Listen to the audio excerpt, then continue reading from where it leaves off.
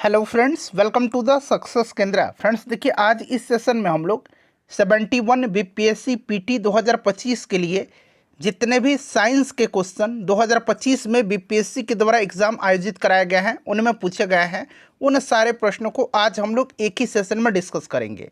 देखिए, अभी रिसेंटली 2025 में बीपीएससी के द्वारा बीपीएससी डीएसओ का एग्ज़ाम लिया गया है, बीपीएससी मोटर व्हीकल इंस्पेक्टर का एक पेपर लिया गया है, बीपीएससी मिनरल डेवलपमेंट ऑफिसर का पेपर लिया गया है, बीपीएससी लॉ ऑफिसर का पेपर लिया गया है, बीपीएससी सिस्टम एनालिस्ट का पेपर लिया गया है, बीपीएससी पब्लिक रिलेशन ऑफिसर का पेपर लिया गया है और देखिए बीपीएससी जूनियर लैब असिस्टेंट का पेपर लिया गया है।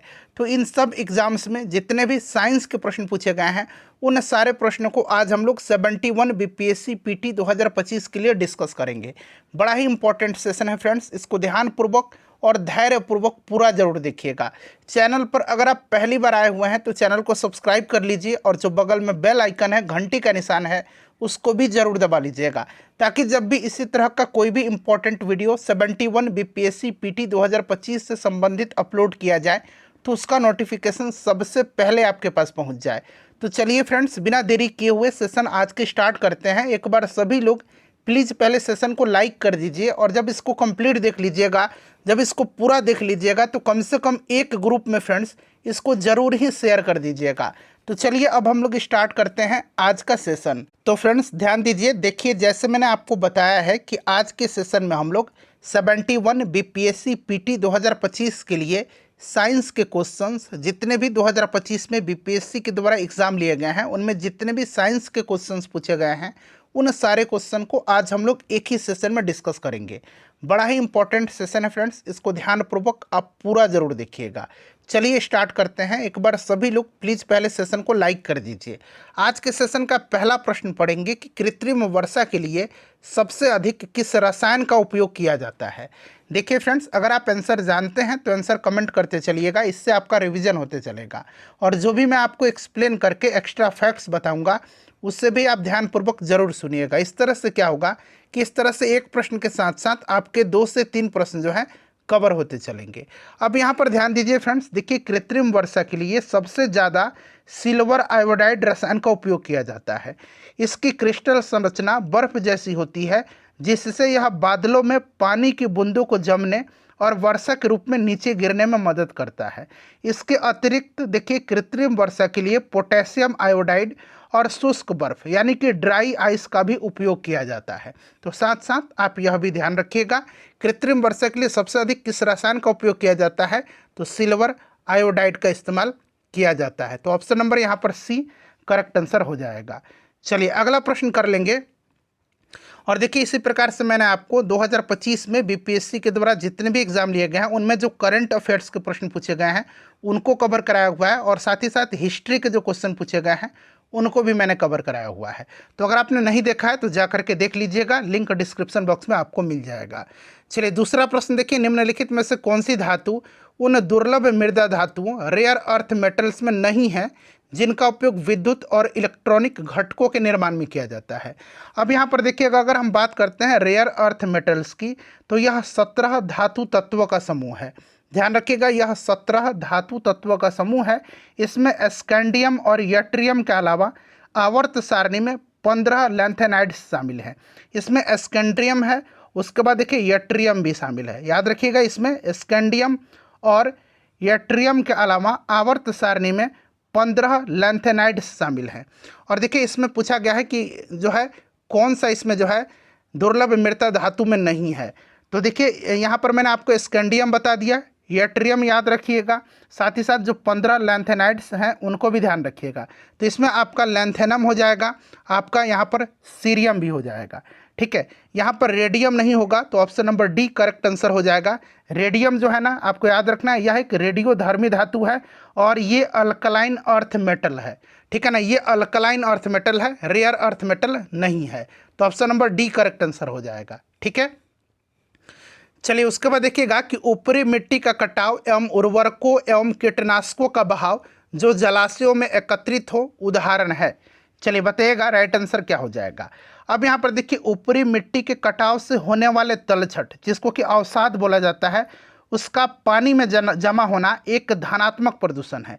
क्या है? एक धनात्मक प्रदूषण है, क्योंकि यह पानी में एक नया पदार्थ मिट्टी के कण जोड़ता है और दूसरी ओर उर्वरकों और कीटनाशकों के बहाव से पानी में ऐसे रासायनिक पदार्थ मिल जाते हैं जो पानी में पहले से नहीं थे, और यह भी एक धनात्मक प्रदूषण है क्योंकि यह पानी में अवांछित पदार्थों को जोड़ता है।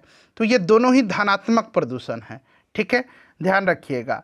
चलिए उसके बाद अगला प्रश्न कर लेंगे कि निम्न में से देखिए एक ग्रीन हाउस गैस नहीं है, वो कौन सा है? ग्रीन हाउस गैस नहीं है, बताइएगा।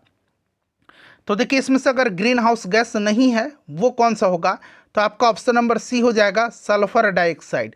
यह ग्रीन हाउस गैस नहीं है। बाकी देखिए नाइट्रोजन ऑक्साइड यानी कि नाइट्रस ऑक्साइड, उसके बाद देखिए CFC, मीथेन, ये सब ग्रीन हाउस गैसें हैं, जबकि सल्फर डाइऑक्साइड नहीं है। तो इसको आप ध्यान रखिएगा।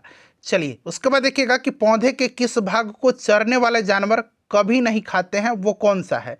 पौधे के किस भाग को चरने वाले जानवर कभी भी नहीं खाते हैं, वो कौन सा है? तो फ्रेंड्स ये कौन सा है? तो ये आपका है, यहाँ पर देख सकते हैं, ये आपका काष्ठ है। ठीक है ना, काष्ठ यहाँ पर करेक्ट आंसर हो जाएगा। ठीक है, उसके बाद देखिएगा कि हमारे शरीर की कौन सी कोशिकाएं अनॉक्सी श्वसन नहीं कर सकती हैं। हमारे शरीर की कौन सी कोशिकाएं अनॉक्सी श्वसन नहीं कर सकती हैं? तो यहाँ पर आप देख सकते हैं, ये आपका परिपक्व रक्त रुधिर कणिकाएं यानी कि लाल रक्त कणिकाएं। यहाँ पर option number A correct answer हो जाएगा। ठीक है ना, लाल रक्त कणिकाएं याद रखिएगा आप। क्लियर? चलिए उसके बाद देखिएगा कि निम्न में से कौन सा तना का रूपांतरण है। इनमें से कौन सा पूछा गया है? तना। यहाँ तना बना लीजिएगा, तना का रूपांतरण है। तो देखिए इसमें अगर हम तना के रूपांतरण की बात करते हैं तो ये आपका नागफनी का फिलोक्लेड है। नागफनी का फिलोक्लेड, नागफनी का पत्ता, ये एक तने का रूपांतरण है। ठीक है ना, तो यहाँ पर option number B correct answer हो जाएगा। जो भी आंसर BPSC ने दिया हुआ है वही मैं आपको आंसर बता रहा हूँ। ठीक है ना, अभी सबका प्रोविजनल आंसर की भी आ चुका है। चलिए उसके बाद देख लीजिएगा, अगला प्रश्न है कि बीजांकुरण के लिए क्या आवश्यक नहीं है? बीजांकुरण के लिए क्या आवश्यक नहीं है? तो यहाँ पर आप देख सकते हैं, खनिज लौंग ज़रूरत नहीं है इसकी, नमी, ऑक्सीजन और तापमान की आवश्यकता होती है। ठीक है, नेक्स्ट क्वेश्चन करेंगे कि मनुष्य के रक्त की pH वैल्यू कितनी होती है? मनुष्य के रक्त की pH वैल्यू, तो फ्रेंड्स यहाँ पर आपने पढ़ा होगा कि 7.35 से 7.45 तक। ठीक है, चलिए उसके बाद देख लीजिएगा कि मनुष्य में कलर ब्लाइंड एवं हीमोफीलिया बीमारी के कारण है। बताइए, मनुष्य में कलर ब्लाइंड एवं हीमोफीलिया बीमारी के कारण है। तो देखिए मनुष्य में कलर ब्लाइंड यानी कि वर्णांधता और हीमोफीलिया बीमारी दोनों ही आनुवांशिक विकार है जो X गुणसूत्र पर स्थित अप्रभावी जीन के कारण होते हैं। X गुणसूत्र पर उपस्थित अप्रभावी जीन के कारण होते हैं, और पुरुषों में ये बीमारी अधिक आम है क्योंकि उनमें एक X और एक Y गुणसूत्र होता है। इसीलिए X गुणसूत्र पर दोषपूर्ण जीन होने पर वह तुरंत प्रभावी हो जाता है। ठीक है, चलिए उसके बाद नेक्स्ट क्वेश्चन है कि इशिहारा टेस्ट संबंधित है। इशिहारा टेस्ट, तो ये आपका रंग दृष्टिहीनता से संबंधित है, कलर ब्लाइंडनेस से। ठीक है, नेक्स्ट देखिएगा कि बीमारी पैदा करने वाले जीवाणु स्रवित होते हैं। जीवाणु स्रवित होते हैं बीमारी पैदा करने वाले। तो फ्रेंड्स ये एंटीजन यहाँ पर राइट आंसर हो जाएगा, एंटीजन। ठीक है, चलिए उसके बाद देखिए अगला प्रश्न है कि किसके द्वारा लोहे को गैल्वेनाइज्ड किया जाता है? किसके द्वारा लोहे को गैल्वेनाइज्ड किया जाता है? तो देखिए लोहे को जो है जंग से बचाने के लिए उस पर जिंक की परत चढ़ाई जाती है, जस्ता की परत चढ़ाई जाती है। ठीक है ना, जिसको कि गैल्वेनाइजेशन कहा जाता है। तो यहाँ पर ऑप्शन ए राइट आंसर हो जाएगा। चलिए उसके बाद देखिएगा कि माचिस की तिल्ली की टिप पर, माचिस की तिल्ली की टिप पर क्या लगा होता है? तो फ्रेंड्स ये लाल फास्फोरस लगा होता है। लाल फास्फोरस लगा होता है माचिस की तिल्ली के टिप पर। ठीक है, लाल फास्फोरस लगा होता है। चलिए उसके बाद देखिए अगला प्रश्न है कि शाही जल जिसमें प्लैटिनम और सोने को गलाने की क्षमता होती है या क्षमता कह लीजिए, वो बना होता है एक मिश्रण से, वो कौन सा है? तो देखिए इसको हम लोग एक्वा रेजिया बोलते हैं, और ये होता है आपका HNO3 + 3HCl, यानी कि 1 भाग HNO3 और 3 भाग HCl। तो यहाँ पर राइट आंसर 1:3 हो जाएगा। ठीक है ना, 1:3 सांद्र HNO3 एवं HCl, यहाँ पर आप देख भी सकते हैं। ठीक है, ऑप्शन ए राइट आंसर हो जाएगा। उसके बाद देखिएगा कि कोयले की किस्म से ये पहचाना जा सकता है कि इसका निर्माण किस पौधे से हुआ है, कौन सी कोयले की किस्म से ये पहचाना जा सकता है कि इसका निर्माण किस पौधे से हुआ है। तो देखिए कोयले के सबसे शुरुआती रूप पीट है, क्या है, पीट है, ठीक है ना। और पीट में मूल वनस्पति सामग्री के पहचाने जाने योग्य अंश मौजूद होते हैं, जैसे कि पत्तियों और तनों के टुकड़े। लेकिन देखिए यहाँ पर बिटुमिनस, लिग्नाइट और एंथ्रेसाइड कोयले में ये अंश नष्ट हो जाते हैं, इसलिए यहाँ पर पीट करेक्ट आंसर हो जाएगा, ठीक है ना। चलिए उसके बाद देखिए अगला प्रश्न है कि वायुमंडल में ग्रीन हाउस प्रभाव के लिए कौन से अधिक योगदान करता है, बताइएगा। राइट आंसर क्या हो जाएगा। तो फ्रेंड्स यहाँ पर बात करते हैं तो ये आपका कार्बन डाइऑक्साइड है, CO2 है, ठीक है। नेक्स्ट क्वेश्चन करेंगे कि नेक्टोन्स समुद्री पारिस्थितिक तंत्र की खाद्य श्रृंखला के सर्वोच्च परभक्षी है, निम्न में से कौन नेक्टोन्स की श्रेणी में नहीं है, बताइए। नेक्टोन्स की श्रेणी में इसमें से कौन सा नहीं है, तो इसमें से आपका जेली फिश हो जाएगा। जेली फिश जो है ये नेक्टोन्स की श्रेणी में नहीं है, ठीक है। देखिए बाकी शार्क, कटल फिश, लोबस्टर, ठीक है ना, ये होते हैं। चलिए उसके बाद देखिएगा कि DNA एवं RNA में निम्न में से कौन सा तत्व नहीं मिलता है, DNA और RNA में कौन सा तत्व नहीं मिलता है, बताइएगा। कौन सा तत्व नहीं मिलता है DNA और RNA में, फटाफट बताइएगा। तो यहाँ पर आंसर क्या हो जाएगा फ्रेंड्स, बता दीजिए। तो देखिए DNA और RNA में कौन सा तत्व नहीं होता है, तो यहाँ पर आपका सल्फर हो जाएगा, ठीक है। सल्फर यहाँ पर राइट आंसर हो जाएगा। चलिए उसके बाद अगला प्रश्न कर लेंगे कि पारिस्थितिक तंत्र में 10% ऊर्जा का परिवहन सिद्धांत किसने प्रतिपादित किया था। तो देखिए पारिस्थितिक तंत्र में 10% ऊर्जा का परिवहन का सिद्धांत जो है ना, ये आपका लिंडमैन साहब ने दिया था। किसने, लिंडमैन ने दिया था, ध्यान रखिएगा, ये VBI क्वेश्चन है, ठीक है ना फ्रेंड्स। चलिए उसके बाद देखिए अगला प्रश्न है कि Bombay natural history society BNHS द्वारा त्रैमासिक पत्रिका हॉर्नबिल प्रकाशित की जाती है, जिससे अध्ययन किया जाता है। तो इसमें वन्यजीव एवं वातावरण का अध्ययन किया जाता है, ठीक है ना। ऑप्शन बी करेक्ट आंसर हो जाएगा। फ्रेंड्स थोड़ा सा हम लोग जल्दी में कवर करेंगे, सेशन लंबा ना हो जाए, ठीक है ना, क्योंकि लगभग हम लोग 200 के आसपास प्रश्नों को कवर करेंगे। और देखिए इस तरह के प्रश्न बनाने में करीब करीब 6 से 7 घंटे का मेरा महत्वपूर्ण समय लगता है। तो फ्रेंड्स प्लीज़ सेशन को लाइक ज़रूर करें, आपका एक लाइक ही हमें मोटिवेट करता है। और जब पूरा सेशन देख लिया कीजिए तो कम से कम एक ग्रुप में इसको ज़रूर शेयर कर दीजिए। चलिए देखिए लंबवत तरंगे किससे नहीं गुजर सकती हैं। अच्छा लंबवत तरंगे यहाँ पर यानी कि लॉन्गिट्यूडनल वेव्स, ठीक है ना। तो ये आपका अनुदैर्घ्य तरंग जो है जिसमें ध्वनि होता है, ये आपका जो है ध्वनि तरंग जो है करेक्ट आंसर हो जाएगा। ये निर्वात से नहीं गुजर सकती हैं, ठीक है ना, आपने पढ़ा होगा। ध्वनि निर्वात में गमन नहीं कर सकती हैं क्योंकि ध्वनि को गमन के लिए माध्यम की आवश्यकता होती है। सबसे तेज ध्वनि ठोस में, फिर द्रव्य में, फिर गैस में जो है गुजरती है। चलिए उसके बाद अगला प्रश्न है कि मानव जीवाश्म की उम्र निर्धारण में कौन सी विधि काम में ली जाती है। मानव जीवाश्म की उम्र निर्धारण में कौन सी विधि काम में ली जाती है। तो फ्रेंड्स ये विधि आपका रेडियो कार्बन डेटिंग, ठीक है ना, रेडियो कार्बन डेटिंग याद रखिएगा।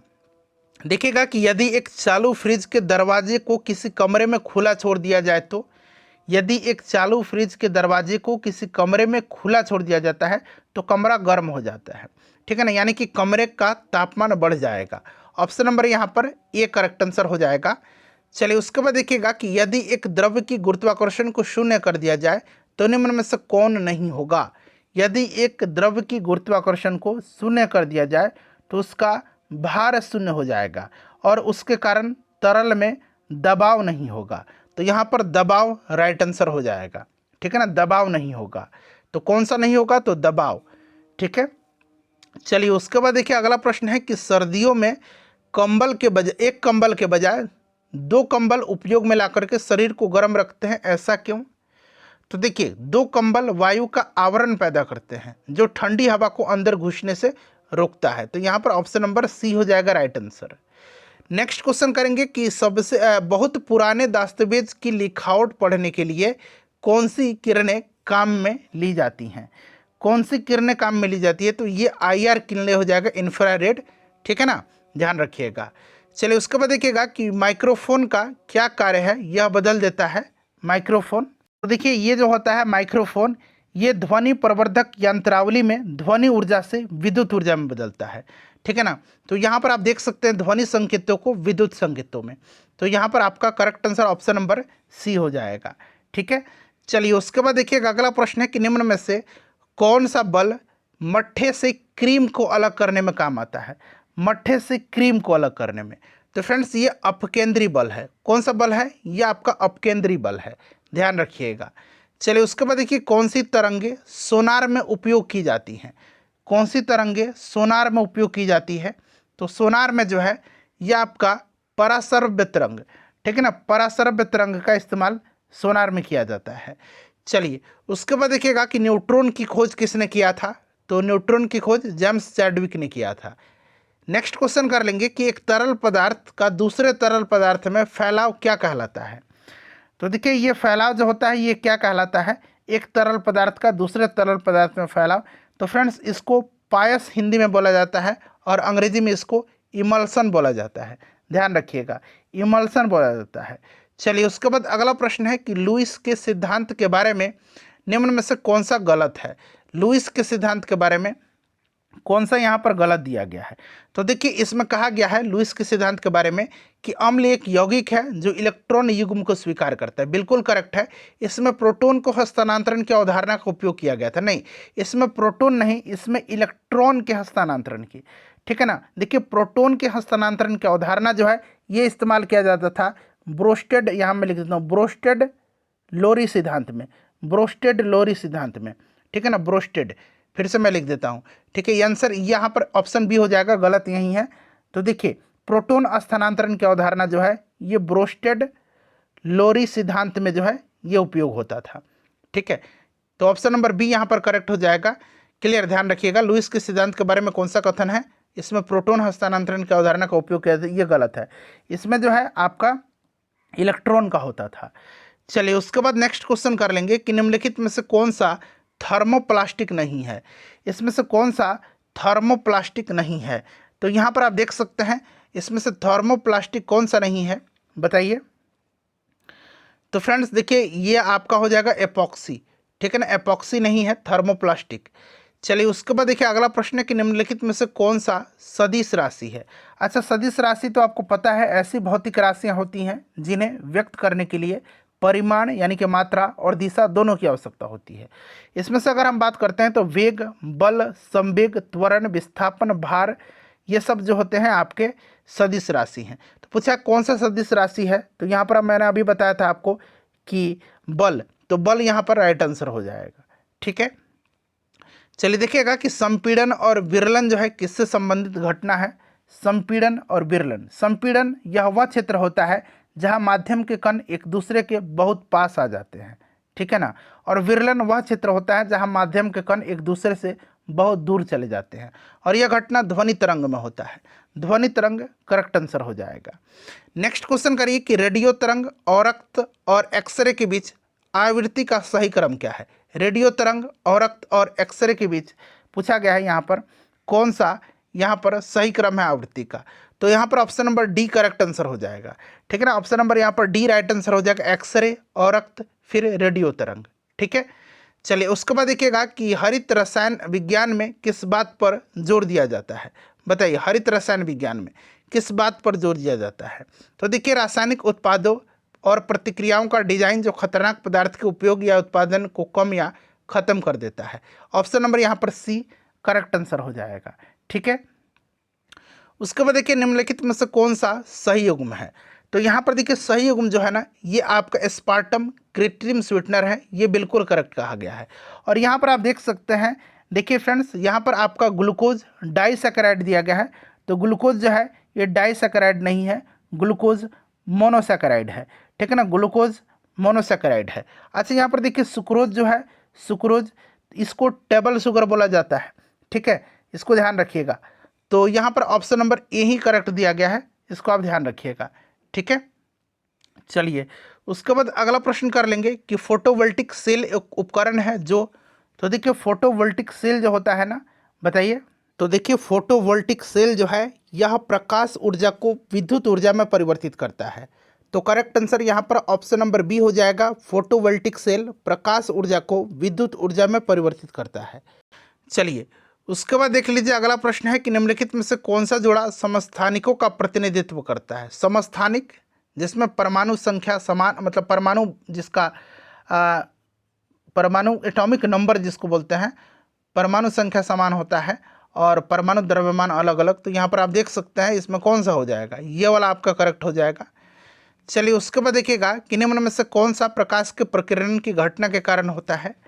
प्रकाश के प्रकीर्णन की घटना के कारण, तो प्रकाश का प्रकीर्णन कारण आकाश नीला दिखाई देता है, ठीक है ना, ध्यान रखिएगा। चलिए उसके बाद देखिए निम्नलिखित में से किस पर चुंबकीय क्षेत्र चुंबकीय प्रभाव उत्पन्न नहीं कर सकता है, बताइए। तो यहाँ पर आपका राइट आंसर हो जाएगा स्थिर विद्युत आवेश, ठीक है ना, स्थिर विद्युत आवेश, इसको आप ध्यान रखिएगा। स्थिर विद्युत आवेश चुंबकीय क्षेत्र उत्पन्न नहीं कर सकता है, क्योंकि चुंबकीय क्षेत्र केवल गतिमान आवेश यानी कि विद्युत धारा के द्वारा ही उत्पन्न किया जा सकता है। उसके बाद देखिए ऑक्सीजन के बारे में निम्नलिखित में से कौन सा कथन सही है। कौन सा कथन यहाँ पर आपका सही दिया गया है, बताइए कौन सा कथन यहाँ पर सही दिया गया ऑक्सीजन के बारे में, बताइए। राइट आंसर यहाँ पर क्या हो जाएगा। तो देखिए यहाँ पर तरल या ठोस होने पर यह गहरा नीला दिखाई देता है, ऑप्शन नंबर यहाँ पर ए राइट आंसर हो जाएगा, ठीक है। चलिए उसके बाद देखिए निम्नलिखित में से कौन सा रासायनिक प्रतिक्रिया का गुण है। रासायनिक प्रतिक्रिया यानी कि रासायनिक जो अभिक्रिया है उसका गुण है। तो यहाँ पर देखिएगा इसके परिणाम स्वरूप नए पदार्थों का निर्माण होता है, बिल्कुल ये सही है, ठीक है ना। ये केवल गैसों में होता है ऐसा नहीं है, ठोस द्रव सब में होगा, ये केवल ठोस में होता है ये भी गलत है, और इसमें हमेशा ऊष्मा की आवश्यकता होती है ऐसा नहीं है, बट ये हमेशा है, इसके परिणाम स्वरूप नए पदार्थ का निर्माण होना ही होना है, ठीक है। चलिए उसके बाद देखिएगा कि भारत में राष्ट्रीय प्रौद्योगिकी दिवस मनाया जाता है। तो देखिए राष्ट्रीय प्रौद्योगिकी दिवस 11 मई के दिन मनाया जाता है, और ये मनाया जाता है जो परमाणु परीक्षण हुआ था उसकी सफल संचालन की घटना को मनाने के लिए, ठीक है। इसको आप ध्यान रखिएगा, पोखरण परमाणु परीक्षण की वर्षगांठ स्मरण किया जाता है इसमें। उसके बाद देखिए निम्नलिखित में से कौन सा डीसी करंट का स्रोत है, डीसी करंट का। तो यहाँ पर आपका हो जाएगा lithium ion battery, lithium ion battery. अच्छा ट्रांजिस्टर के बारे में देखिए, यह एक सेमीकंडक्टर उपकरण है जो इलेक्ट्रॉनिक सिग्नल और शक्ति को एम्पलीफाई या स्विच करने के लिए प्रयोग किया जाता है, बट यहाँ पर देखिए डीसी करंट का स्रोत है आपका लिथियम आयन बैटरी। चलिए उसके बाद देखिए अगला प्रश्न है कि जैव रासायनिक ऑक्सीजन मांग जिसको कि बीओडी है, किसका माप है, बीओडी। तो ये किसी पानी के नमूने में मौजूद कार्बनिक पदार्थों को तोड़ने के लिए सूक्ष्मजीवों द्वारा उपयोग की जाने वाली ऑक्सीजन की मात्रा का माप है। तो ये पानी में कार्बनिक प्रदूषण, ठीक है ना, इसको आप ध्यान रखिएगा, कार्बनिक हो जाएगा। नेक्स्ट क्वेश्चन है हमारा, अगला प्रश्न कर लेंगे। देखिए फ्रेंड्स नेक्स्ट क्वेश्चन है कि निम्न में से कौन सा द्रव विद्युत का अच्छा सुचालक है। तो इसमें से विद्युत का अच्छा सुचालक कौन सा हो जाएगा, नमकीन पानी हो जाएगा। उसके बाद देखिए पहचानने योग्य आकार बनाने वाले तारे को क्या कहा जाता है, बताइए। तो फ्रेंड्स इसको तारामंडल कहा जाता है, ठीक है ना, तारामंडल कॉन्स्टेलेशन कहा जाता है। चलिए उसके बाद अगला प्रश्न है, कथन दिया गया है और आपको पढ़ना है, बताना है। देखिए कथन में कह रहा है कि गर्म चाय के कप में रखी धातु की चम्मच कुछ मिनटों के बाद गर्म हो जाती है, बिल्कुल सही है। और धातुएं जो है ऊष्मा की अच्छी चालक होती हैं, ये भी सही है। तो यहाँ पर करेक्ट आंसर क्या होगा, ऑप्शन ए हो जाएगा, ए और आर दोनों सही हैं, और आर जो है ना बिल्कुल आर ये कथन ए की सही व्याख्या कर रहा है, तो ऑप्शन ए करेक्ट आंसर हो जाएगा। उसके बाद देखिए निम्न में से कौन ध्वनि के परावर्तन का उपयोग करते हैं। अब ध्यान दीजिएगा, ध्वनि के परावर्तन, किसके, ध्वनि के परावर्तन, यहाँ मैं लिख ही देता हूँ, ध्वनि के परावर्तन का उपयोग किया जाता है। तो देखिए इसमें सोनार में जो है ध्वनि के परावर्तन का प्रयोग किया जाता है, स्टेथोस्कोप में किया जाता है और इको में किया जाता है। यहाँ पर आप देख सकते हैं पेरिस्कोप, पेरिस्कोप में ध्वनि के परावर्तन नहीं प्रकाश के परावर्तन का प्रयोग किया जाता है। तो सही आंसर हो जाएगा आपका ए, बी और सी, जो कि आप ऑप्शन नंबर ए में देख रहे हैं, ठीक है। उसके बाद देखिए घर्षण के बारे में सही कथनों की पहचान करें। तो देखिए घर्षण से ऊष्मा उत्पन्न होती है, सही है। घर्षण हमेशा गति का विरोध करता है, सही है। चलने में घर्षण उपयोग नहीं होता, बिल्कुल गलत दिया गया है, क्योंकि चलने में घर्षण का उपयोग किया जाता है। अगर घर्षण नहीं रहे तो हम चल ही नहीं पाएंगे, ठीक है ना। तो वहीं पूछा गया है कि सही कथन का पहचान करें, और देखिए स्नेहक यानी कि लुब्रिकेंट्स घर्षण को कम करते हैं, ये करेक्ट है। तो कौन सा सही हो जाएगा, 1, 2 और 4। तो 1, 2 और 4 ऑप्शन नंबर आप देख सकते हैं ए में दिया गया है, ठीक है। चलिए उसके बाद देखिएगा कि घरेलू विद्युत वायरिंग में तांबे की तारों का प्रयोग क्यों किया जाता है। घरेलू विद्युत वायरिंग में तांबे की तारों का प्रयोग क्यों किया जाता है। तो क्योंकि तांबा कम प्रतिरोध देता है और अच्छा चालक होता है। तो ऑप्शन नंबर यहाँ पर बी करेक्ट आंसर हो जाएगा। ठीक है, उसके बाद देख लीजिएगा अगला प्रश्न हमारा, यहाँ पर मिलान करना है। तो बिल्कुल देखिए ये क्रम में दिया गया, विद्युत मोटर विद्युत से यांत्रिक, विद्युत बल्ब विद्युत से प्रकाश, सौर पैनल प्रकाश से विद्युत, और माइक्रोफोन ध्वनि से विद्युत। ठीक है, तो ऑप्शन नंबर ए यहाँ पर करेक्ट आंसर हो जाएगा। उसके बाद देखिएगा कि सर्दियों में यदि शीशे की खिड़की को अचानक गर्म किया जाए तो वह क्यों टूट सकती है, बताइए क्यों टूट सकती है। तो देखिए इसका कारण है असमान विस्तार से शीशे में तनाव उत्पन्न होता है। तो ऑप्शन नंबर यहाँ पर बी राइट आंसर हो जाएगा। ठीक है, चलिए देखिए निम्नलिखित में से कौन विद्युत चुंबकीय तरंग इसमें से नहीं है, विद्युत चुंबकीय तरंग नहीं है। तो यहाँ पर देख सकते हैं इंफ्रारेड, एक्सरे, माइक्रोवेव्स, ये विद्युत चुंबकीय तरंग है, जबकि ध्वनि तरंग नहीं है। तो केवल सी यहाँ पर राइट आंसर हो जाएगा, ऑप्शन नंबर ए ध्वनि तरंग। चलिए उसके बाद देखिएगा अगला प्रश्न यहाँ पर पूछा जा रहा है, कथन दिया गया है कि एक व्यक्ति को कोने के पीछे की आवाज़ सुनाई दे सकती है लेकिन वह देख नहीं सकता। बिल्कुल करेक्ट है, प्रकाश तरंग ध्वनि तरंगों की तुलना में बाधाओं को चारों ओर से अधिक आसानी से मोड़ सकती है। ये गलत दिया, प्रकाश तरंग ध्वनि तरंगों की तुलना में नहीं, बल्कि ध्वनि तरंग प्रकाश तरंगों की तुलना में बाधाओं के चारों ओर अधिक आसानी से मुड़ सकती है। यह स्टेटमेंट गलत है, तो केवल एक यहाँ पर करेक्ट दिया गया है, ए सही है, आर गलत है। ठीक है, उसके बाद देखिएगा नेक्स्ट क्वेश्चन है कि निम्नलिखित में से कौन सा कारण अंतरिक्ष यान में अंतरिक्ष यात्रियों के भारहीन दिखने की सही व्याख्या करता है, बताइए राइट आंसर क्या हो जाएगा। तो फ्रेंड्स देखिए अंतरिक्ष यात्रियों को गुरुत्वाकर्षण महसूस नहीं होता है क्योंकि वे अंतरिक्ष यान के साथ लगातार पृथ्वी की ओर गिर रहे होते हैं। तो वे गुरुत्वाकर्षण के प्रभाव के इसमें यान के साथ जो है ये गिर रहे होते हैं। चलिए उसके बाद देखिएगा अगला प्रश्न है कि निम्न में से कौन एक सजातीय मिश्रण नहीं है, कौन सा एक इसमें से सजातीय मिश्रण नहीं है। तो आप देखेंगे इसमें से आपका धुआं जो है ना, धुआं ये सजातीय मिश्रण नहीं है, धुआं जो है ये विषमांगी मिश्रण है, धुआं जो है एक विषमांगी मिश्रण है। ठीक है ना, एक विषमांगी मिश्रण है, ध्यान रखिएगा। नेक्स्ट क्वेश्चन है कि आरएनए में कौन सा भस्म होता है जो डीएनए में नहीं होता है। अब देखिए आरएनए में जो होता है, आरएनए में कौन सा भस्म होता है जो डीएनए में नहीं होता है। तो आंसर पहले बता देते हैं, ये यूरासिल है। देखिए फ्रेंड्स अगर हम आरएनए की बात करते हैं तो आरएनए में एडेनिन, गुआनिन, साइटोसिन और यूरेसिल होता है, जबकि डीएनए में जो होता है एडेनिन, गुआनिन, साइटोसिन तो होता ही है, उसमें यूरेसिल ना होकर के उसमें थाइमिन होता है। तो यहाँ पर option number A uracil right answer हो जाएगा। अगला प्रश्न है कि निम्नलिखित में से कौन सा मिलान सही नहीं है यहाँ पर, बताइए। तो टमाटर में पाया जाने वाला अम्ल फॉर्मिक अम्ल, ये गलत दिया गया। टमाटर में कौन सा ऑक्जेलिक एसिड पाया जाता है, यही गलत हो गया, तो पहला ही आपका गलत हो गया। बाकी आप देख सकते हैं अंगूर में टार्टरिक अम्ल, संतरे में सिट्रिकस अम्ल, बासी मक्खन में ब्यूटेरिक अम्ल। ठीक है ना, तो बाकी ऑप्शन ए गलत मिलान है। उसके बाद देखिएगा निम्नलिखित में से कौन सा इसमें देखिए एरोमेटिक है, एरोमेटिक। ठीक है ना, एरोमेटिक इसमें से कौन सा है। तो यहाँ पर आप देख सकते हैं ऑप्शन बी, आपने पढ़ा भी होगा, बेंजीन जो होता है ना, बेंजीन ये एरोमेटिक होता है। चलिए उसके बाद देखिए अगला प्रश्न है कि जब CO2 को चूना जल में अधिक मात्रा में प्रवाहित किया जाता है तो वह फिर से बेरंग हो जाता है, इसका कारण क्या है, बताइए इसका कारण क्या है। तो इसका कारण है कैल्शियम बाइकार्बोनेट, कैल्शियम बाइकार्बोनेट के कारण वह फिर से बेरंग हो जाता है। ठीक है, चलिए उसके बाद देखिएगा कि निम्नलिखित में से कौन विद्युत का संचालन करता है। तो देखिए इसमें से पिघला हुआ लिथियम क्लोराइड और देखिए तांबे की तार, ये दोनों जो है ना विद्युत के संचालन कर सकते हैं। तो यहाँ पर ऑप्शन डी हो जाएगा, ए और बी दोनों। ठीक है ना, ध्यान रखिएगा, पिघला हुआ लिथियम क्लोराइड ध्यान रखना आपको। चलिए उसके बाद देखिएगा कि खून के जमने के लिए कौन सा तत्व आवश्यक है। तो खून को जमने के लिए आपको याद है एक तो विटामिन के इंपॉर्टेंट होता है और साथ ही साथ कैल्शियम होता है। तो यहाँ पर देखिए कैल्शियम दिया गया है, विटामिन के भी आवश्यक होता है खून को जमने के लिए। ठीक है, नेक्स्ट क्वेश्चन है कि निम्नलिखित में से कौन सा एम्फोटेरिक ऑक्साइड है। अब देखिए एम्फोटेरिक ऑक्साइड में क्या होता है, तो एक तो आपका आ जाएगा Al2O3, ठीक है, ZnO आ जाएगा जिंक ऑक्साइड, उसके बाद आपका लेड ऑक्साइड आ जाएगा, उसके बाद आपका टीन ऑक्साइड आ जाएगा, ये सब एम्फोटेरिक है। तो यहाँ पर आप देख सकते हैं जिंक ऑक्साइड दिया गया ZnO, ध्यान रखिएगा। ठीक है, चलिए उसके बाद देखिएगा किसी तंत्र की हीट कंटेंट को क्या कहा जाता है। तो किसी तंत्र की हीट कंटेंट को एनाथैल्पी कहा जाता है, ध्यान रखना है आपको।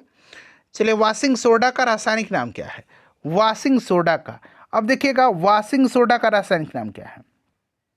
देखिए वॉशिंग सोडा का रासायनिक नाम होता है सोडियम कार्बोनेट। इसको सोडियम कार्बोनेट डेकाहाइड्रेट भी बोला जाता है। इसका फॉर्मूला होता है Na2CO3 इंटू 10H2O होता है, यही होता है ना। और इसी को बोला जाता है सोडियम कार्बोनेट या sodium carbonate decahydrate. Sodium hydrogen carbonate बोला जाता है किसको? तो ये NHCO3 को बोला जाता है। सोडियम बाइकार्बोनेट आपने पढ़ा होगा, ठीक है। ये आपका बेकिंग सोडा है, ठीक है। चलिए उसके बाद नेक्स्ट क्वेश्चन है कि राइबोसोम केंद्र है, तो राइबोसोम प्रोटीन संश्लेषण का होता है, प्रोटीन संश्लेषण का। चलिए उसके बाद देखिएगा प्रोटीन की फैक्ट्री कहा जाता है राइबोसोम को। देखिए कुछ प्लास्टिक हैं जिन्हें एक बार ढालने पर गर्म करके नर्म नहीं किया जा सकता, इन्हें क्या कहा जाता है? तो इनको क्या कहा जाता है फ्रेंड्स? इनको थर्मोसेटिंग प्लास्टिक्स कहा जाता है, ठीक है ना। इनको क्या कहा जाता है? Thermosetting plastics. अगला प्रश्न देखिएगा कि बहुलक रसायन विज्ञान में, बहुलक रसायन विज्ञान में अल्ट्रा सेंट्रीफ्यूज, यहाँ मैं लिख देता हूँ, ये वर्ड आपको दिख नहीं रहा होगा, वैसे दिख भी रहा होगा।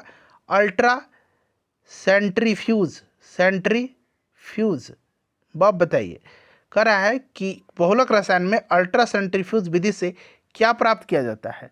तो देखिए इसमें अल्ट्रा सेंट्रीफ्यूज विधि से जो है ना प्राप्त किया जाता है मॉलिक्यूलर वेट, यानी कि आणविक द्रव्यमान, ठीक है। चलिए उसके बाद देख लीजिएगा कि ऑटोमोबाइल में उपयोग किए जाने वाले हाइड्रोलिक ब्रेक जो है ये एक प्रत्यक्ष अनुप्रयोग है, किस सिद्धांत पर कार्य करता है हाइड्रोलिक ब्रेक? तो ये पास्कल के नियम पर, ठीक है ना, पास्कल का नियम। उसके बाद देखिएगा नेक्स्ट क्वेश्चन है कि आइंस्टीन को नोबेल पुरस्कार के लिए सम्मानित किया गया था। तो आइंस्टीन को जो है प्रकाश विद्युत प्रभाव के लिए 1921 में सम्मानित किया गया था। 1921 में जो है घोषणा किया गया था, 22 में प्रदान किया गया था फोटो इलेक्ट्रिक इफेक्ट के लिए, ठीक है। चलिए उसके बाद देख लीजिएगा कि वह तापमान जिस पर सेल्सियस और फ़ारेनहाइट जो है पैमाना समान रीडिंग देता है, तो ये समान रीडिंग देता है -40 डिग्री सेंटीग्रेड पर।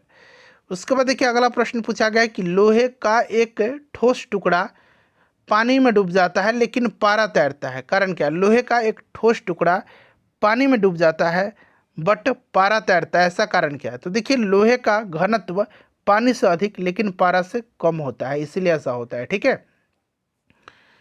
पारा में तैरता है बट ये क्या होता है? पानी में डूब जाते हैं। इसका कारण है लोहे का घनत्व पानी से अधिक होता है और पारा से कम होता है, इसीलिए। चलिए देखिएगा कि जेनेटिक इंजीनियरिंग द्वारा उत्पादित पहला हार्मोन कौन सा है? तो ये आप सभी को पता होगा, इंसुलिन है। नेक्स्ट क्वेश्चन देखिएगा अभिकथन है और कारण है। कह रहा है कि लेजर का उपयोग चंद्रमा जैसी दूर वस्तु को मापने के लिए किया जाता है, ठीक है।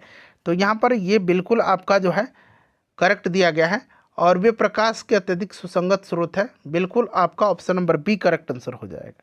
एक मिनट नहीं, ऑप्शन नंबर सी हो जाएगा, दोनों सत्य हैं, ठीक है ना। ए और आर तो सही है ही और आर एक ही सही व्याख्या कर रहा है, ठीक है। चलिए देखिएगा कि मोह असंतुलन, जिसको कि हम लोग मोह डिसकंटिन्यूटी बोलते हैं, पृथ्वी की दो परतों के बीच की सीमा को चिन्हित करता है। तो ये दो परत जो है ये क्रस्ट और ऊपरी मेंटल है, ठीक है ना, क्रस्ट और ऊपरी मेंटल है, ध्यान रखिएगा। अच्छा एक लेहमन डिसकंटिन्यूटी है, लेहमन डिसकंटिन्यूटी यानी कि लेहमन असंतुलन, तो ये पृथ्वी के बाहरी और आंतरिक कोर को चिन्हित करता है। ये आपका पृथ्वी के बाहरी और आंतरिक कोर को चिन्हित करता है, लेहमन डिसकंटिन्यूटी। नेक्स्ट देखिए कि निम्नलिखित में से कौन सा आयन Mg यहाँ पर देखिए चार्ज में 2+ है, ठीक है ना, के साथ सम इलेक्ट्रॉनिक है, यानी कि समान इलेक्ट्रॉन। तो ये 2 इलेक्ट्रॉन त्याग दे रहा है तो ये 10 हो जा रहा है। अब देखिए 10 किसका है?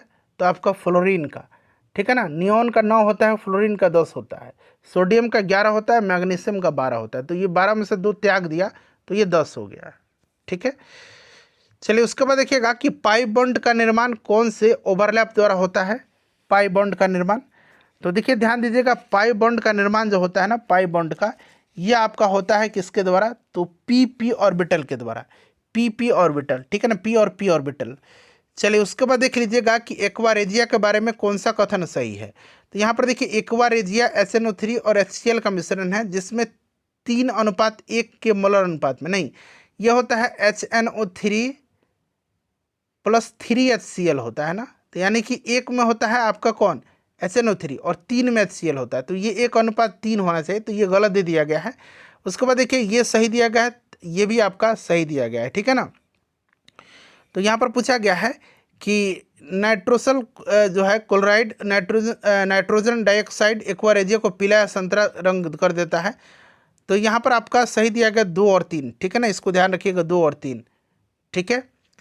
चलिए उसके बाद देखिएगा नेक्स्ट क्वेश्चन है हमारा कि तनाव और चिंता के उपचार में उपयोग की जाने वाली दवाओं को क्या कहा जाता है। तो इसको कहा जाता है ट्रैंक्विलाइजर्स कहा जाता है, ट्रैंक्विलाइजर्स, ठीक है। नेक्स्ट क्वेश्चन करिएगा कि मुक्त मध्यवर्ती कण फ्री रेडिकल इंटरमीडिएट्स को आसानी से कैसे पहचाना जा सकता है। तो इसको पहचाना जा सकता है आपका किससे, ध्यान रखिएगा, इसको इलेक्ट्रॉन स्पिन रेजोनेंस से, यानी कि ESR स्पेक्ट्रोस्कोपी से, ठीक है ना।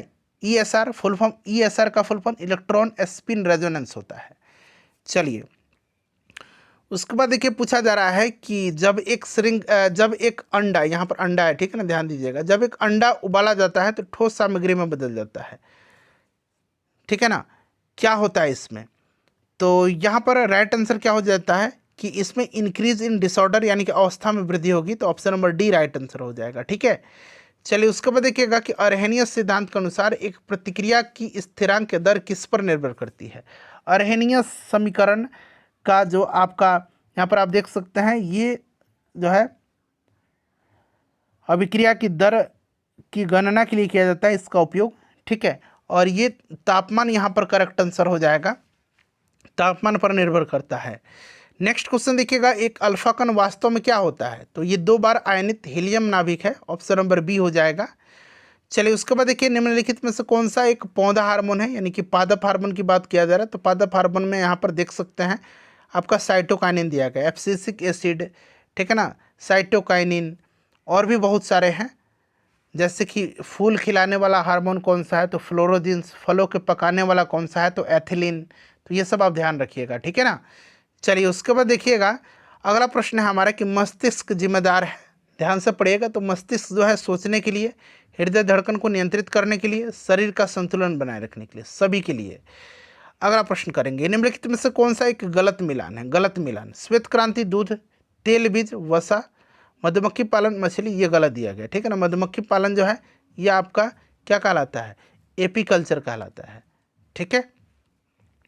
नेक्स्ट क्वेश्चन है हमारा कि विकासवादी दृष्टिकोण से हमारा अधिक साम्य कौन सा है। तो देखिए आयोग ने आंसर दिया है एक चीनी स्कूली लड़के से। नेक्स्ट क्वेश्चन कर लेंगे, निम्नलिखित में से कौन सी मवेशियों की जीवाणु रहित बीमारी है। तो इसमें से अगर जीवाणु रहित बीमारी की बात करते हैं तो ये आपका एंथ्रेक्स है, जीवाणु रहित। बाकी काउपॉक्स, खुर और मुंह और रेबीज ये वायरस से होने वाली बीमारी है। चलिए उसके बाद देख लीजिएगा कि डॉक्टर MS स्वामीनाथन का संबंध है तो कृषि के क्षेत्र में और ख़ास करके हरित क्रांति के, ठीक है ना, हरित क्रांति में इनका विशेष योगदान है। चलिए श्वेत क्रांति में अभी हमने डॉक्टर वर्गीज कुरियन का नाम पढ़ा है, श्वेत क्रांति का जनक उनको कहा जाता है। जैविक खेती में प्रयुक्त जैव उर्वरकों में शामिल क्या है। तो इसमें शामिल जो है ना ये आपका सभी हो जाएगा, इसमें से एक से अधिक आंसर हो जाएगा उपरोक्त सभी, ठीक है। सजीवी और स्वतंत्र जीवित, नाइट्रोजन स्थिर करने वाले बैक्टीरिया, नाइट्रोजन स्थिर करने वाले साइनोबैक्टीरिया, फॉस्फेट घुलनशील सूक्ष्म जीव। लाइकेन वायु प्रदूषण के किस घटक के लिए अच्छे जैव संकेतक हैं। तो यहाँ पर SO2 हो जाएगा इसका करेक्ट आंसर। अगला प्रश्न देखिएगा कि पुंकेसर महत्वपूर्ण है क्योंकि उनमें होता है। तो पुंकेसर में क्या होगा, ये जो पुरुष भाग है यानी कि नर भाग है पुष्प का पुंकेसर, इसमें परागकण हो जाएगा। चलिए उसके बाद देखिएगा कि जैविक खेती में शामिल नहीं है। देखिए जैविक खेती में जो है ना रासायनिक उर्वरक, केमिकल फर्टिलाइजर का उपयोग नहीं होता है। तो ऑप्शन नंबर बी हो जाएगा। बाकी जैव कीटनाशक होता है, सामान्य नहीं, जैव कीटनाशक का प्रयोग होता है इसमें, ठीक है, जैव उर्वरक का, फसल चक्रण का, बट रासायनिक उर्वरक यहाँ पर नहीं होगा। चलिए देखिएगा तूफान आने की शुरुआत में बैरोमीटर की रीडिंग में क्या होता है, एकदम से गिरावट आती है। तो रीडिंग का एकदम गिरना जो हो जाएगा, शुरू हो जाएगा। उसके बाद देखिएगा कि जब कोई एक सुई को धीरे से पानी की सतह पर रखा जाता है तो वो तैरती है, ऐसा जो है होता है क्योंकि, बताइए। तो फ्रेंड्स ये सतह तनाव के कारण होता है, सतही तनाव उसे तैरने में सहायक होता है, ठीक है, सरफेस टेंशन। देखिए धूप चश्मों के क्रूक्स ग्लास का उपयोग किया जाता है धूप चश्मों में, क्योंकि इसमें पाया जाता है, ध्यान रखिए धूप चश्मों में किस प्रकार का कांच का प्रयोग किया जाता है, क्रूक्स कांच का, क्रूक्स ग्लास का। और क्यों किया जाता है, क्योंकि इसमें पाया जाता है सीरियम ऑक्साइड, ध्यान रखिए इसमें सीरियम ऑक्साइड पाया जाता है। क्या? Cerium oxide. चलिए उसके बाद देख लीजिए अगला प्रश्न है कि निम्नलिखित में से किसी एक में इंफ्रारेड लाइट का उपयोग नहीं किया जाता है। इंफ्रारेड लाइट का उपयोग, तो राइट आंसर क्या हो जाएगा इसमें, बताइए। करेक्ट आंसर क्या हो जाएगा इसमें? इंफ्रारेड का उपयोग नहीं किया जाता है। तो यहाँ पर आपका जाली दस्तावेज का पता लगाने में, ठीक है। चलिए उसके बाद देखिए कृत्रिम उपग्रह संचार में सूक्ष्म तरंगों का उपयोग किया जाता है। इन सूक्ष्म तरंगों की तीव्रता होता है, तो इनकी तीव्रता होता है 300 मेगाहर्ट्ज से 300 गीगाहर्ट्ज, ठीक है। ध्यान रखिएगा ये इंपॉर्टेंट क्वेश्चन है सारे। उसके बाद देखिएगा अगला प्रश्न है कि जब किसी लिफ्ट में नीचे उतरते हुए गति बढ़ती है तो हमारी स्वयं का वजन क्या होता है? तो हमारे वास्तविक वजन से कम होता है, हमारे वास्तविक वजन से कम होता है, ऑप्शन बी। उसके बाद देखिएगा कि किसके सिद्धांत पर हाइड्रोलिक ब्रेक काम करता है? तो अभी मैंने बताया था पास्कल के सिद्धांत पर, ठीक है। चलिए उसके बाद देखिएगा कि जल निम्नग्न पेट्रोलियम भंडारण के उत्खनन एवं अन्वेषण में कौन सहायक है? तो ये आपका इको ऑफ सोक्स जो है ये आपका इंपॉर्टेंट है इसमें, ठीक है। Option number C correct answer हो जाएगा। कौन सा सहायक है? इको ऑफ सोक्स, ठीक है। उसके बाद देखिएगा कि निम्न में से किसका पानी में डूबने पर ऊष्मा निकलती है? तो इनमें से कोई भी नहीं होगा, ठीक है ना। इनमें से किसी को भी पानी में डूबने पर ऊष्मा नहीं निकलती है, ठीक है, इनमें से कोई नहीं। उसके बाद देखिएगा कि सबसे साधारण पैराफिन संरचना वाला पदार्थ कौन सा है? सबसे साधारण पैराफिन संरचना वाला तो ये मीथेन हो जाएगा, CH4। इसको मार्स गैस भी बोला जाता है। उसके बाद देखिएगा कि सीमेंट निर्माण मिश्रण क्लिंकर में CaSO4 × 2H2O जिप्सम का फॉर्मूला है, मिलाया जाता है ताकि इसलिए मिलाया जाता है ताकि सीमेंट की जमने की दर को घटाया जा सके। तो यहाँ पर देखिए सीमेंट के जमने की दर को घटाने के लिए। उसके बाद चलिए अगला प्रश्न करेंगे कि प्याज में पाया जाने वाला यौगिक जो अश्रु ग्रंथियों को उत्तेजित करता है वह कौन सा है? तो अश्रु ग्रंथियों को जो उत्तेजित करता है वह पूछा गया है कि कौन सा है। तो फ्रेंड्स यहाँ पर करेक्ट आंसर क्या हो जाएगा, बताइए। एलिल सल्फाइड है ये, एलिल सल्फाइड, ठीक है। चलिए उसके बाद देख लीजिएगा कि हीरे कैरेट में मापे जाते हैं। 1 कैरेट का वजन कितना होता है? तो 1 कैरेट का वजन 200 मिलीग्राम होता है। नेक्स्ट देखिएगा कि चमकीले प्रकाश में फोटोक्रोमेटिक ग्लास काले हो जाते हैं, इसका मुख्य कारण इसमें उपस्थित क्या है, बताइए। तो इसमें या तो सिल्वर क्लोराइड है या सिमिलर सिल्वर हैलाइड जैसा जो गुण है उसके कारण होता है। तो सिल्वर यहाँ पर देखिएगा सिल्वर आयोडाइड दिया गया, वैसे ऑप्शन में अगर सिल्वर क्लोराइड रहे तो सिल्वर क्लोराइड होगा, या सिमिलर सिल्वर हाइलाइट के कारण होता है, इसके जैसे सिल्वर क्लोराइड जैसे सिमिलर सिल्वर हाइलाइट के। तो सिल्वर आयोडाइड सिल्वर हाइलाइट है, तो ऑप्शन सी हो जाएगा। उसके बाद देखिएगा कि थायरॉक्सिन एक आयोडीन से परिपूर्ण कार्बनिक पदार्थ है जो मुख्य रूप से पाया जाता है, तो ये आपका थायराइड ग्रंथि में। नेक्स्ट क्वेश्चन है कि आंत ज्वर या मियादी बुखार पैदा होता है। आंत ज्वर या मियादी बुखार, तो ये आपका होता है किसके द्वारा? जीवाणु के द्वारा, ठीक है। चलिए उसके बाद देख लीजिएगा कि अशुचि या प्रत्यक्ष कोशिका विभाजन मुख्य रूप से जो है पूछा गया है कि किस मुख्य रूप से पाया जाता है। तो ये पाया जाता है किस में फ्रेंड्स? तो याद रखिएगा प्रोकैरियोट्स में, ठीक है ना। अशुचि या प्रत्यक्ष कोशिका विभाजन कहाँ पाया जाता है? तो प्रोकैरियोट्स में। उसके बाद देखिएगा कि होलोजोइक पोषण किसकी विशेषता है? होलोजोइक पोषण, तो ये जंतुओं की विशेषता है, ठीक है, जंतुओं की। नेक्स्ट क्वेश्चन कर लेंगे कि निम्न में से कौन सा जटिल कार्बनिक पदार्थ मनुष्यों द्वारा नहीं पचाया जा सकता है, बताइए कौन सा नहीं पचाया जा सकता है? तो फ्रेंड्स ये सेलुलोज होता है, ठीक है, सेलुलोज। उसके बाद देखिएगा अगला प्रश्न कर लेंगे। नेक्स्ट क्वेश्चन हमारा क्या है, 1 मिनट रुक जाइए। चलिए देखिए नेक्स्ट क्वेश्चन क्या है फ्रेंड्स। तो नेक्स्ट है कि यदि एक ATP 7.6 किलो कैलोरी ऊर्जा उत्पन्न करता हो तो एक व्यक्ति जिसे 2800 किलो कैलोरी ऊर्जा चाहिए, कितनी ATP की आवश्यकता होगी? तो इसका फॉर्मूला होता है फ्रेंड्स, इसका फॉर्मूला क्या होता है? कुल ऊर्जा कितना है? 2800 किलो कैलोरी बटा प्रति ATP ऊर्जा। तो प्रति ATP ऊर्जा कितना दिया गया है? 7.6, ठीक है। इसको डिवाइड कर दीजिएगा, 368 पॉइंट समथिंग ATP आ जाएगा, तो यहाँ पर 368 एग्जैक्ट में हो जाएगा, ठीक है। चलिए उसके बाद देखिएगा कि मानव की आंतों में कौन से विटामिन का निर्माण जीवाणु द्वारा होता है? बताइए कौन सा विटामिन का निर्माण? राइट आंसर क्या हो जाएगा? तो ये आपका विटामिन के है। ठीक है, चलिए उसके बाद देखिएगा कि पौधे का तनाव हार्मोन जो है किसे कहा जाता है? बताइए, पौधे का तनाव हार्मोन, तो ये एब्सिसिक एसिड को कहा जाता है, एब्सिसिक अम्ल को। तो यहाँ पर शॉर्ट पर ABA दिया गया है। उसके बाद देखिएगा कि प्लाज्मिड्स जो है, प्लाज्मिड्स क्या है? तो ये आपका जीवाणु के एक्स्ट्रा क्रोमोसोमल DNA है। Option number C right answer हो जाएगा। नेक्स्ट क्वेश्चन देखिएगा कि निम्न में से किसमें अस्थि मज्जा नहीं मिलता है? अस्थि मज्जा नहीं मिलता है तो फ्रेंड्स ये चिड़िया जो होगी, बर्ड्स, उसमें नहीं मिलता है। ठीक है, चलिए उसके बाद देखिए अगला प्रश्न है कि दबे हुए ठोस कचरे में कार्बनिक पदार्थ निम्न के कारण विघटित होते हैं। दबे हुए ठोस कचरे में कार्बनिक पदार्थ जो होते हैं ये किसके कारण उत्पन्न होते हैं? तो ये सूक्ष्मजीवों की क्रिया के कारण। चलिए उसके बाद देख लीजिएगा कि यदि किसी चालक में 6 कूलम्ब आवेश 2 सेकंड तक प्रवाहित हो तो विद्युत धारा का मान कितना होगा? अब देखिए यहाँ पर जो है चार्ज दिया गया है और समय भी दिया गया है। तो I = क्या होता है? Q/T होगा। Q कितना है? 6 कूलम्ब यानी कि चार्ज, और टाइम कितना है? 2 सेकंड यानी कि 3 एम्पियर। तो यहाँ पर देखिए 3 एम्पियर दिया गया है। ठीक है ना, 3A। चलिए उसके बाद देख लीजिएगा कि आमतौर पर अभ्यस्त किया जाने वाला एसिड बेस संकेतक जो है कौन सा है? तो एसिड बेस संकेतक जो है ये कौन सा है? तो लिटमस घोल है। ठीक है, चलिए उसके बाद देख लीजिएगा कि लोहे का शुद्धतम रूप कौन सा है? लोहे का शुद्धतम रूप बताइए, लोहे का शुद्धतम रूप कौन सा है? फटाफट बताइए, लोहे का शुद्धतम रूप। तो यहाँ पर गढ़ा लोहा हो जाएगा। नेक्स्ट क्वेश्चन हमारा कि प्रोटोजोआ में भोजन का पाचन निम्न में होता है। तो ये आपका जो फूड वैक्यूल होता है, फूड वैक्यूल अंग्रेजी में इसको बोला जाता है, हिंदी में इसको भोजन रिक्तिका बोला जाता है। चलिए उसके बाद देख लीजिएगा कि पराग नलिकाओं का बीजांड की ओर बढ़ाना किसका उदाहरण है? तो ये कैमोट्रोपिज्म का उदाहरण है। ठीक है ना, याद रखिएगा कैमोट्रोपिज्म का।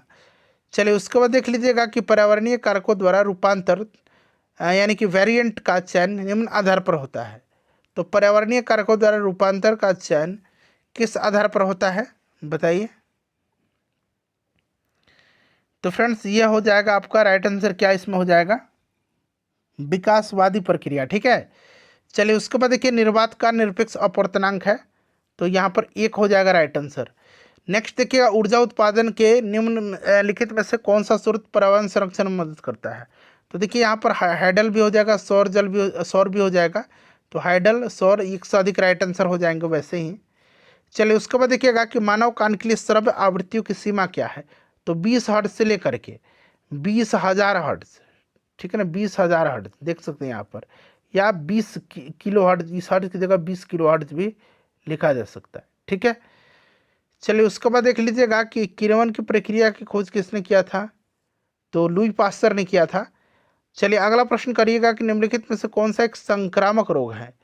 तो इसमें देख सकते हैं यक्ष्मा, हैजा, चिकन पॉक्स, ये सभी जो है संक्रामक रोग हैं। ठीक है, चलिए उसके बाद देख लीजिएगा कि निम्नलिखित में से कौन सा पादप रोग कवक के कारण होता है? ये कौन सा रोग पादप जो होता है, कौन सा पादप रोग कवक के कारण होता है? तो ये गेहूं की रस्ट हो जाएगा।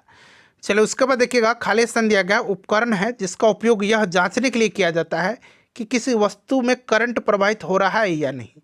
तो ये उपकरण जो है ये इलेक्ट्रोस्कोप है, इसका उपयोग किया जाता है। ठीक है ना, चलिए उसके बाद देखिएगा कि ऊपर फेंकी हुई गेंद जो है ना ऊंचाई पर जाकर के क्यों नीचे गिरती है?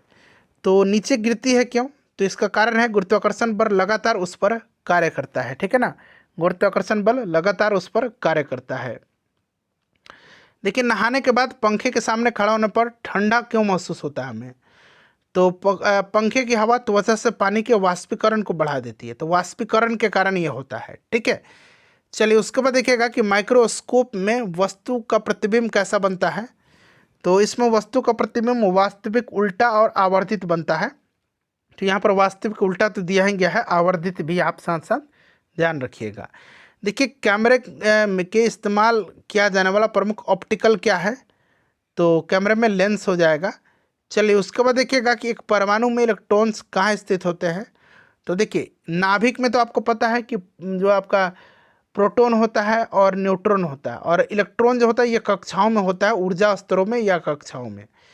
चलिए उसके बाद देखिएगा कि निम्नलिखित में से कौन सा बल हवाई जहाज के थ्रस्ट का विरोध करता है और निरंतर उड़ाने के लिए इसे पार करना आवश्यक है। तो ये आपका अवरोध बल है, ड्रैग है। चलिए उसके बाद देख लीजिएगा अगला प्रश्न कि पानी की बूंद के किस गुण के कारण वह मोमयुक्त सतह पर फैलने के बजाय मोती की तरह गोल बन जाती है। बताइए किसके कारण होता है। तो देखिए पानी के अणुओं के बीच जो है मजबूत सनादि बल की तुलना में सतह के साथ कम आसंजन बल होता है, तो यानी कि मजबूत संसंजन बल होगा। तो ऑप्शन नंबर यहाँ पर बी राइट आंसर हो जाएगा। देखिएगा गीले बिजली के तार को संभालने का सबसे सुरक्षित तरीका कौन सा है। तो सबसे आसान तरीका जो होता है, पहले प्लग को निकाल दीजिए और फिर उसको सुखा दीजिए, ठीक है, ऑप्शन सी हो जाएगा। उसके बाद देखिएगा नेक्स्ट क्वेश्चन कि निम्नलिखित में से कौन सी विशेषता धातु में पाई जाती है। तो धातु क्या होते हैं, विद्युत के सुचालक होते हैं, आघात वर्धनीय होते हैं, तन्य होते हैं, ठीक है ना। तो यहाँ पर आप देख सकते हैं तन्य दिया गया है। चलिए उसके बाद ठोस भी होते हैं। देखिए जब कोई धातु किसी तनु अम्ल के साथ अभिक्रिया करता है तो क्या बनता है। तो जब तनु अम्ल के साथ अभिक्रिया करेगा तो क्या बनेगा, लवण और हाइड्रोजन गैस। तो ऑप्शन में यहाँ पर बी हो जाएगा। चलिए उसके बाद देखिएगा कि RO water purifier UV tube का मुख्य कार्य क्या होता है, बताइए। तो इसका मुख्य कार्य जो होता है वो हानिकारक सूक्ष्म जीवों को मारना या निष्क्रिय करना होता है, ठीक है। चलिए उसके बाद देख लीजिएगा कि एनपीके उर्वरक का प्रयोग मुख्य रूप से क्यों किया जाता है। तो एनपीके का उपयोग इसलिए किया जाता है ताकि पौधों को आवश्यक पोषक तत्व प्रदान मिल सके, ठीक है ना। तो यहाँ पर right answer option number C हो जाएगा, पौधों को आवश्यक पोषक तत्व प्रदान करने के लिए। देखिए कास्टिक सोडा और कास्टिक पोटास का रासायनिक सूत्र क्या है। तो कास्टिक पोटास और कास्टिक सोडा, तो कास्टिक यहाँ पर सोडा का NaOH हो जाएगा और कास्टिक पोटास का KOH हो जाएगा, ठीक है, इसको आप ध्यान रख सकते हैं। चलिए उसके बाद देखिए अगला प्रश्न है हमारा कि कास्टिक सोडा की तुलना में कास्टिक पोटास, तो ये आपका होता है अधिक शक्तिशाली होता है, ठीक है ना, अधिक शक्तिशाली क्षार और अधिक नमी सोखने वाला होता है। नेक्स्ट क्वेश्चन है हमारा कि दूध को दही में बदलने के लिए आदर्श तापमान क्या है। तो 20 से 30 डिग्री सेंटीग्रेड ऑप्शन के हिसाब से होना चाहिए, बट कहीं कहीं आपको 35 से 40 भी मिलता है। चलिए उसके बाद देखिए एलपीजी के मुख्य घटक कौन कौन से होते हैं। तो एलपीजी के प्रोपेन और ब्यूटेन हो जाएंगे। तो ब्यूटेन और प्रोपेन यहाँ पर दिया गया, लिक्विफाइड पेट्रोलियम गैस। चलिए उसके बाद देखिएगा कि आयन विनिमय विधि में कठोर जल के किन आयनों को हटाया जाता है। तो इसमें कैल्शियम और मैग्नीशियम को, ठीक है ना, कैल्शियम और मैग्नीशियम को।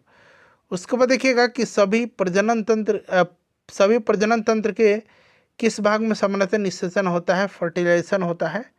तो ये फैलोपियन ट्यूब में होता है, फैलोपियन ट्यूब का एक एलुमिना भाग है उसी में, ठीक है। चलिए उसके बाद देख लीजिएगा कि निम्नलिखित में से कौन सा अंग मनुष्यों का अवशोषी अंग माना जाता है। अवशोषी अंग, तो इसमें से अपेंडिक्स जो है ना, ये अवशोषी अंग है, ठीक है। चलिए उसके बाद देख लीजिएगा कि निम्नलिखित में से कौन सा रोग एक प्रोटोजोआ परजीवी द्वारा होता है। तो इसमें से प्रोटोजोआ के द्वारा कौन सा रोग होगा, मलेरिया हो जाएगा, ठीक है ना, मलेरिया, याद रखिएगा मलेरिया होता है। चलिए उसके बाद देखिएगा कि मानव मस्तिष्क का कौन सा भाग शरीर के तापमान, भूख और प्यास को नियंत्रित करता है। तो ये हाइपोथैलेमस है, हाइपोथैलेमस भूख, प्यास, ताप इन सब का नियंत्रण करता है, ठीक है। चलिए उसके बाद देखिएगा कि डबल फर्टिलाइजेशन किसकी विशेषता है। डबल फर्टिलाइजेशन, तो ये आपका एंजियोस्पर्म का, यानी कि आवृत्त बीजी का एंजियोस्पर्म भी याद रखिएगा। चलिए उसके बाद देखिएगा कि प्रकाश संश्लेषण के दौरान प्रकाश ऊर्जा को ग्रहण करने वाला प्रमुख रंजक कौन सा है। तो ये क्लोरोफिल ए है, ध्यान रखिएगा क्लोरोफिल ए। यहाँ क्लोरोफिल बी भी था ऑप्शन में, बट यहाँ पर देखिए क्लोरोफिल ए दिया गया है, क्लोरोफिल बी एक ऑप्शन बना लीजिए, ठीक है ना।